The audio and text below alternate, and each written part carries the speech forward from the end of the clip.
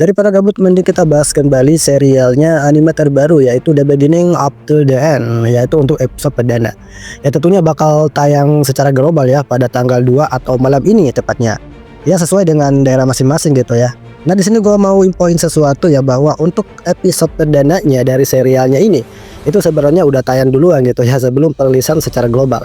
Yaitu dikonfirmasi melalui situs resmi animenya sendiri gitu ya, bahwa anime ini tayang secara eksklusif pada tanggal 30 Maret atau sebelum lebaran gitu. Nah dikarenakan ada oknum-oknum yang sudah menyebarluaskan episode pertamanya dan yang mungkin bakal menurunkan sedikit minat penonton gitu ya untuk menonton anime ini. Dan di sini gua cuma mau ngebahas episode pertama aja dari Raja Grey, yaitu raja yang paling kuat di masa kejayaan waktu dia menjabat sebagai raja. Terbukti saat Raja Grey ini berhasil menaklukkan kerajaan-kerajaan lain dengan 1v1. Ya singkat cerita, saat berada di puncak ketenaran sebagai seorang raja, Raja Grey ini memutuskan untuk berhenti jadi seorang raja.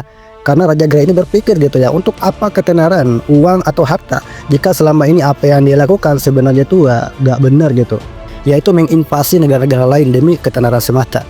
Dan apalagi Raja Grey ini sebenarnya adalah anak yatim piatu gitu ya, sebelum akhirnya bereinkarnasi. Nah setelah pensiun jadi seorang raja gitu ya, Raja Grey pun diincar oleh orang yang tidak dikenal gitu. Dan alhasil Raja Grey pun mendapati dirinya sudah dalam keadaan tertusuk.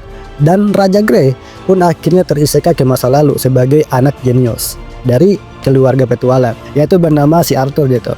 Ya kenapa gue bisa bilang anak jenius gitu kan, karena di usianya belum menginjak 4 tahun saja Arthur sudah bisa membangkitkan inti mana dalam tubuhnya. Karena kenapa gitu ya, ya karena jiwa dari Raja Grey itu ada di dalam tubuh bocil si Arthur, sehingga pengalaman dan kebijaksanaan itu dimiliki oleh si Arthur itu sendiri.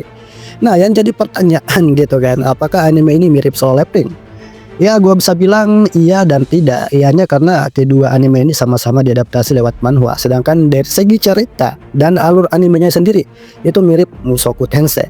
Ya intinya paket komplit gitu. Yang terpenting ya apakah anime ini bakal mengikuti jejak Solo Leveling dan Mushoku Tensei.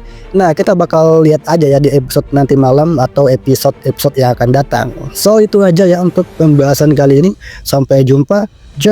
Matane.